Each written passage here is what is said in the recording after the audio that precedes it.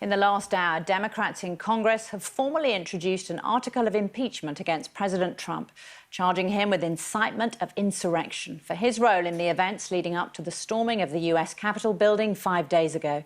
It's just 9 days until the inauguration of Joe Biden as president. Democrats have also put forward a resolution demanding that the Vice President, Mike Pence, and the rest of the cabinet strip Donald Trump of his presidential powers. Well, Republicans have blocked the request for now, but it could be voted on as early as Tuesday. If that fails, Democrats have warned they'll move to impeach the president for a second time. President Trump has been accused of inciting his supporters to attack Congress last Wednesday to try to overturn Joe Biden's election victory back in November. Well, let's speak now to Gary O'Donoghue, who is on Capitol Hill for us. And Gary, Democrats have released this article of impeachment against President Trump. What exactly are they accusing him of? Well, just to be clear, I'm in downtown Washington, not on the Hill. But what they're saying is that the president is responsible for inciting insurrection, that his words, his actions, particularly last week ahead of that attack on the Capitol were an attempt really at a coup.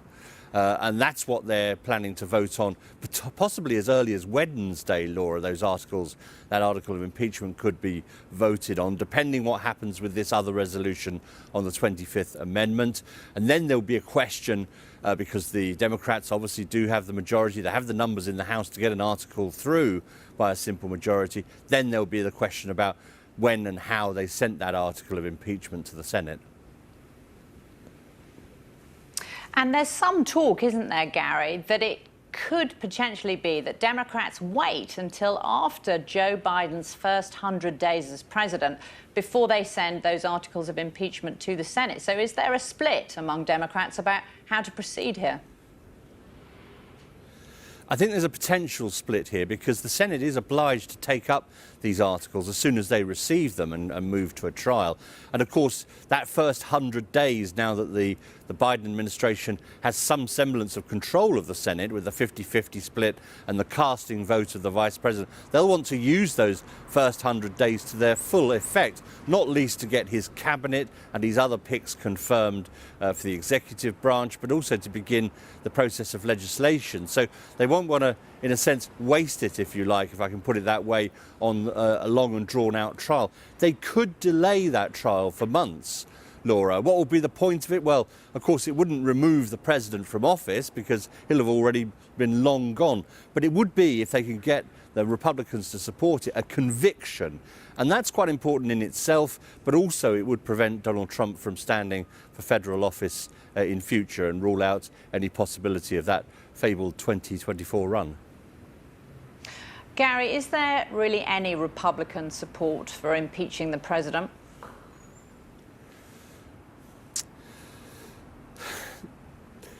Democrats certainly hope that there will be. There have been one or two rumblings. One or two Republicans in the House have indicated they might be open to it.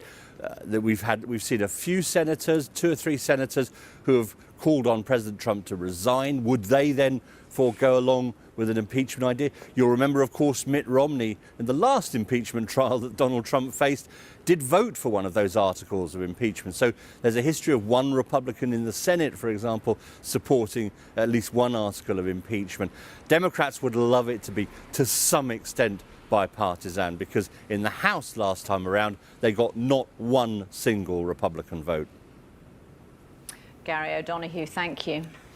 Well, let's continue to analyse events. Let's turn to the security side of it. Let's speak to Corey Sharkey, who's the Director of Foreign and Defence Policy at the American Enterprise Institute. Thank you so much for being here on the programme. Your take at those developments in the last hour or so on the floor of the House, the various options put forward, what we're likely to see in the coming days. Give me your assessment.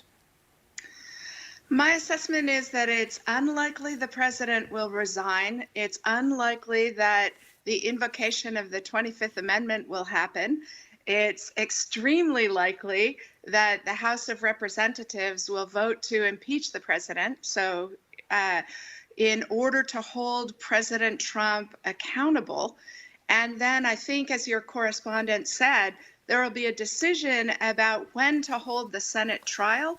And my guess is they'll probably let the trial slip until after they've held hearings and confirmed President-elect Biden's cabinet. And Corey, as we see more and more images, more and more footage of that storming of the US Capitol building, and I was there outside and it was shocking enough from the outside, what is your sense of how organised this may have been? Much more organized than I think we initially thought. You can see in some video lines of men in military gear moving into the Capitol. The fact that they had zip ties to take hostages, I think, is extraordinarily worrisome. While a lot of the mob appeared to be, having fun, thinking this was great, and several of the people who've been identified as being in the Capitol are acting like they were just caught in the wrong moment. And that's clearly not true. People made choices. They bought airplane and bus tickets. They elected to break windows and threaten members of Congress. I mean, I think we shouldn't be at all hesitant to call this what it was. The President of the United States inciting a mob to violence to threaten members of Congress in an effort to prevent them from announcing the electoral outcome. It's shocking. This hasn't happened in the United States in 153 years. And the president and the people around him who have been encouraging this escalation of violence by falsely claiming the election was not decided in favor of President-elect Biden, there's an accountability coming for all of them, as you see, as the FBI begins to make arrests. You talk about, Corey, the accountability for all those involved, and we've seen a number of arrests being actually carried out on camera. Does the accountability, do you think, extend to all those senior Republicans who were there on the floor of the chamber on Wednesday, prepared to push back, to object against Joe Biden's victory? Does it extend to them? Does it extend to that female Congresswoman who live tweeted the whereabouts of Nancy Pelosi as the crowd were entering? In my judgment, it should.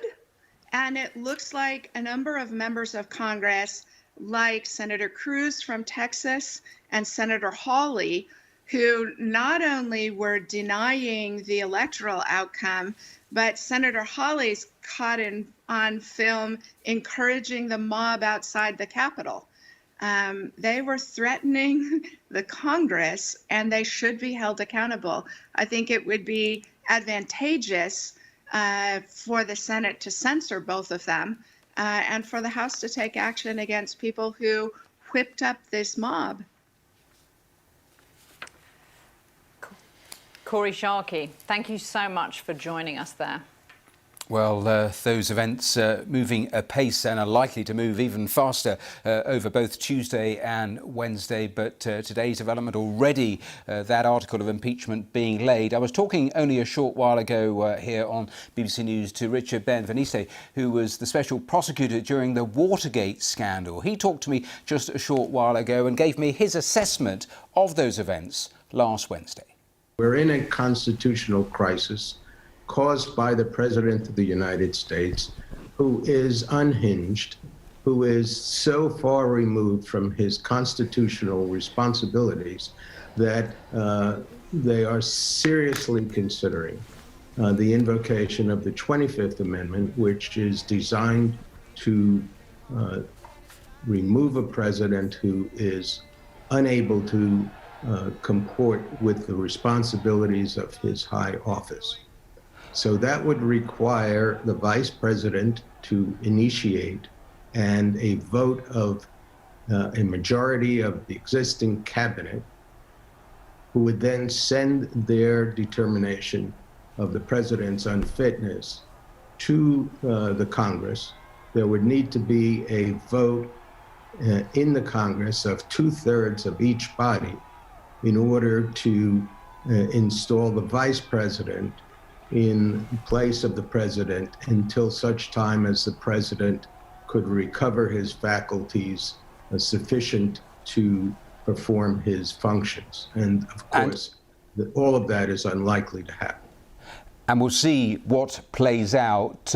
Just give me your assessment. Was it worse, what we saw on Wednesday, than Watergate?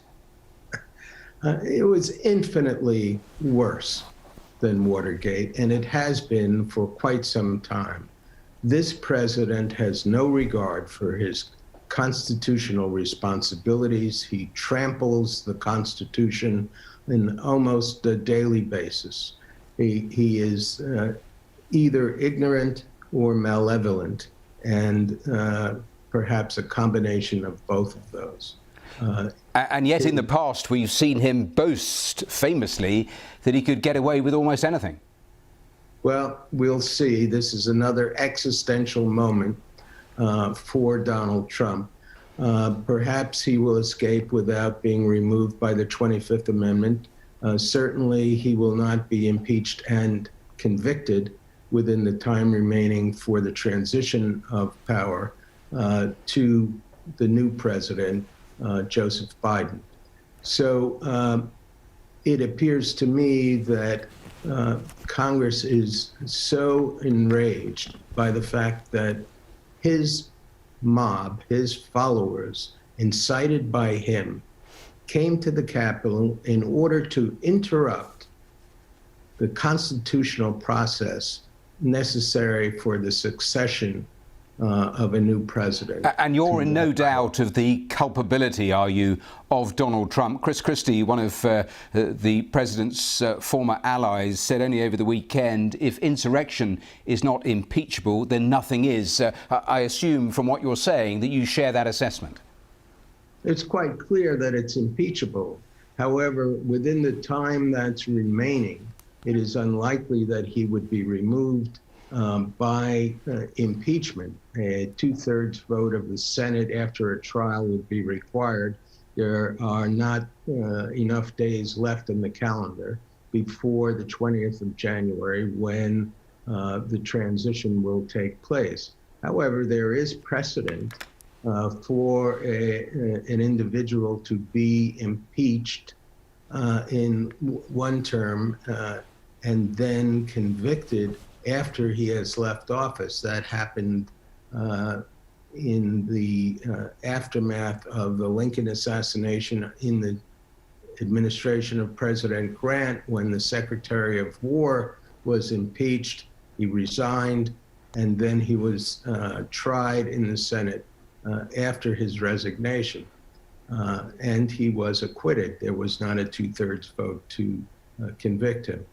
So what's necessary is that President Trump be cabined, that he be prevented from causing further damage to our country.